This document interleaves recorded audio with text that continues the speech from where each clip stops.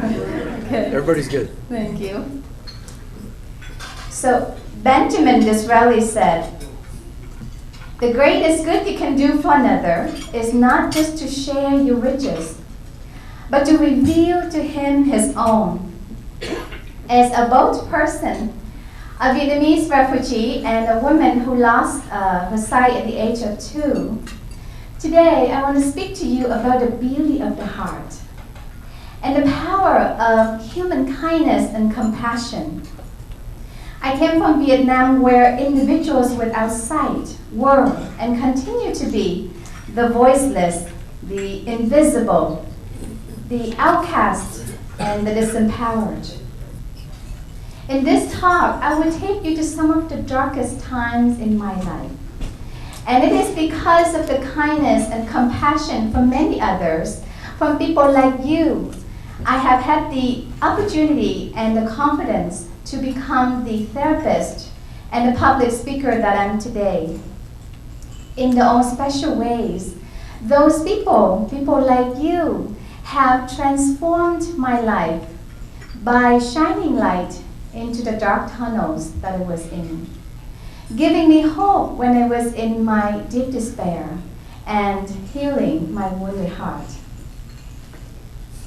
Although currently I'm a counselor at the Canadian National Institute for the Blind, the CNB, for the last 4 months or so, today I wish to speak to you more as a CNB client, and more importantly, as a person who is blind. On a dark night in 1989, a 30-year-old woman secretively fled from Vietnam with her 2 young daughters, having to leave behind her husband. We traveled on a small converted fishing boat, bearing 126 people crammed like sardines in a can. Our rickety boat just drifted endlessly on the Pacific Ocean because the violent storms and waves completely wiped out the engine. Water started rushing in, and so we desperately bailed to keep it from sinking. We saw miles and miles of dark water surrounding us, and we could see no land in sight. Physically, we were hungry, thirsty, weak, lifeless, and exhausted. Emotionally, we were lost, frightened, helpless, hopeless, and regretful for embarking on this journey. We thought that death was near for us. Around me, I could hear people vomiting, children crying, people praying to their God. And as a 9-year-old child, I became terrified at the possibility of drowning in the sea. I remember the last time I said goodbye to my dad, with tears in his eyes, knowing that that was probably the last time that he saw his wife and daughters.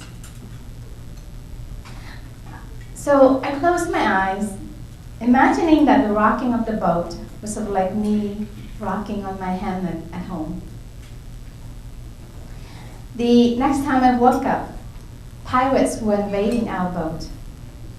With axes in their hand, they demanded that we give up our valuable possessions, such as gold. Children were crying. Many of us were bowing down to the pirates, desperately begging for our lives. Some women were screaming because the pirates were sexually hurting them. Just as we thought that death was near, that we were on the verge of death, a young woman on our boat who could speak the pirates' language, it was Thai language, she decided to make a very daring move by boarding the pirates' ship to plead with the captain. Although deep in heart, she knew that she could easily be killed or captured and sold for slavery and prostitution. But she thought to herself, I must enter this very dark place in order to find a way out for my people. And so miraculously, a while after, the pirates were ordered to leave our boat, and the woman returned to us unharmed. By the 10th day at sea, my mom was dying on the boat because of dehydration brought on by severe seasickness and starvation, as she was giving up her food for her daughters. So in her tears, she quietly and weakly said to my sister and I, "My daughters, I am very sorry for risking your lives to come out here. I really thought that would be the best for you. I thought that I could protect you right to the end as a mother, but now I'm not sure whether I can make it or whether we're going to make it." My mom had always been tormented by the image of blind people begging on the street in Vietnam, and that image had propelled her to flee from our repressive communist homeland. Then she turned to my older sister and said, "If I die before you, take care of your little sister." And so my sister and I desperately pleaded with her and said, "Please, Mom, please live for us." And she thought to herself, "I have to live for my children. I cannot leave them in the sea like this, without a father, without a mother." And so in the end, God did listen to our prayers, because shortly after we were rescued and everyone survived. My family and I spent the next 4 years in a refugee camp in Indonesia, each of us surviving only on 3 cans of sardine, the size of my hands, a month, and 3 cups of rice per week. So many days I would wake up wondering whether I would eat on that day. But what was the hardest for us was the seeming hopelessness and of our circumstances, the lack of control in our lives, and the uncertainty of our future. Yet, there were countless stories of kindness and compassion that really helped us through those dark years. And some people even had the power to transform our lives.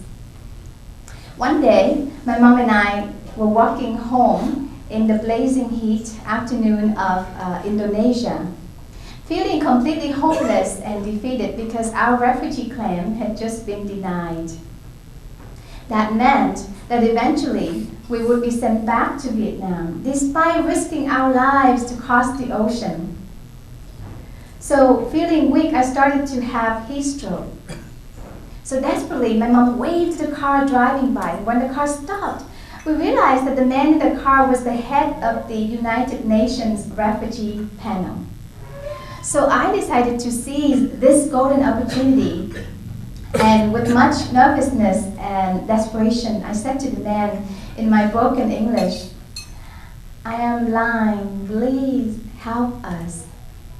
And so at that moment, somehow, I was able to touch his heart, even though he was known to be a very cold man, denying hundreds and hundreds of refugee claims. And so miraculously, he overturned the decision for us the next day. So my family and I had hope again, and our journey continued. And without him, I wouldn't be here today. So when I finally arrived in Canada at the age of 14, I was a girl without sight, but also without vision. Everything about Canada was foreign to me, you know, the food, the clothes, the weather, the culture, the language. And a lot of time I felt like I was George of the jungle. Although I like to think that it was a lot. I like to think I was a lot cuter though. Often I would feel very stupid and discouraged and embarrassed because I could barely speak English. I only went to school in Vietnam 2 years prior to that, but I had to start grade 9 right away. So, you know, some people naturally thought that maybe I was cognitively challenged. Yet, other people helped to gradually build my self-confidence, my self-esteem, and my future. So immediately, a team from the CNFB came to initiate a process of vision rehabilitation with me. And this was a very foreign and shocking concept to me, that there was actually a team of professionals dedicated to supporting me. And more than 20 years now, the CNIB has and will continue to walk with me on my journey. They don't walk for me, but they walk with me. During those first days, they showed me how to use forks and knives and how to use a stove safely. I used to be terrified of crossing streets, often veering into the fast-moving traffic. And so they helped me apply for a guide dog, which has really helped to transform my independence, my self-confidence, and ultimately my life. Oh, and I haven't told you, my guide dog here today is Celine. She's lying under the table. But that wasn't the guide dog then. And they were there to support me when I first started living independently at the age of 18. They taught me and my guide dogs the routes to all my classes while obtaining a diploma at Mohawk College in Ontario, then a BA at McMaster University, also in Ontario, then finally a master's degree in counseling psychology at Simon Fraser University. From the extremely hot summers and bitterly cold winters of Ontario to the rainy months of British Columbia, they've always been there to support me, show me how to get to different places. By inviting me to speak at a forum for parents with visually impaired children years ago, they taught me that a small, blind, shy immigrant can become a public speaker one day, speaking in front of hundreds of people. I'm not sure if everyone here can see me though, because I'm kind of behind the podium. But more importantly, they taught me how to be assertive in public and understand that individuals with disabilities have rights as well. The audiobooks I can access from the CNFB library have really enhanced my knowledge, enriched my life, and broadened my vision. Mahatma Gandhi said, "Strength does not come from physical capacity, but it comes from an indomitable will."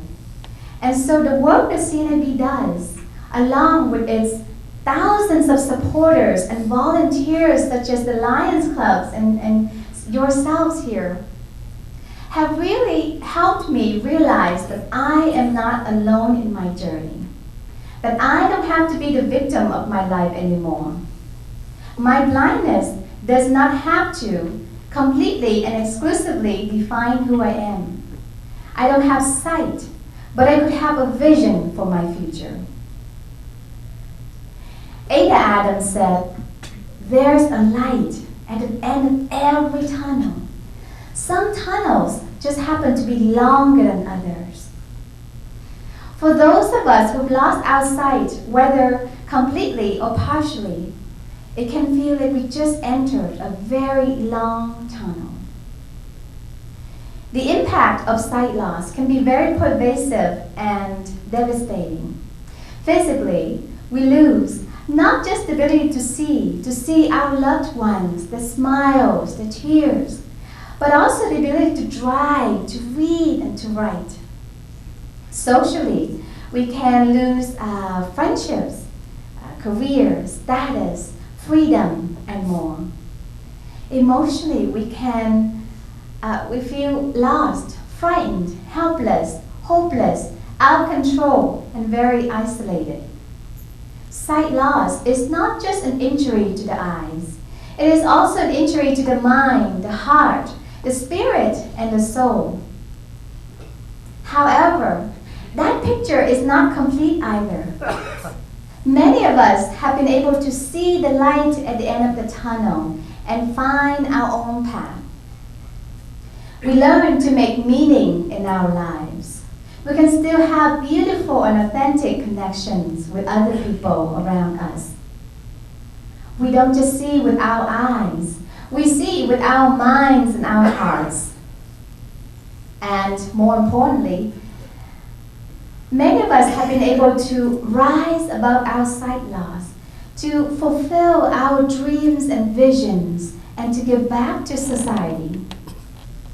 And more importantly, our lives can still be filled with value, meaning, joy, laughter, love, and inner peace. So to conclude this talk, I'd like to share with you one of my favorite quotes from Helen Keller. She said, "When one door of happiness closes, another opens. But often we look so long at the closed door that we do not see the one which has been opened for us. Help us spread the word. Help the CNAB and other organizations alike to open doors in the lives of all people who are blind or partially sighted. We are deeply grateful for all the ways in which you have included us in your minds, your hearts, your lives. Many of you here with the Lions Club have supported the CNAB and its vision for decades. For those of you who haven't joined us on our journey yet, who haven't walked with us yet, it is never too late to join. Every effort is important. From helping someone cross a busy street, reading their mail, to advocating with the government that vision rehabilitation is a basic human right that should be fully funded by the government and not forced to rely on charity and the goodwill of a very dedicated group of volunteers such as yourselves. As a both person, a Vietnamese refugee, and a woman who is blind and who often needs guidance from my seeing eye dog, from the CNIB, and from other people, I'm really happy to become the therapist and the public speaker that I am today. My life is now filled with joy and laughter and love and meaning. I now aspire to guide others, sighted or not, to places of hope, meaning, empowerment, and inner peace. Join me, join us, to support those with vision loss by shining light into the dark tunnels, bringing hope to despair and healing the wounded heart. View us in light of strengths versus weaknesses, abilities versus disabilities, and potentials versus limitations. Together, let us give voice to the voiceless, honor the vision of the invisible, and empower the disempowered. Thank you so much for giving me this opportunity to speak to you.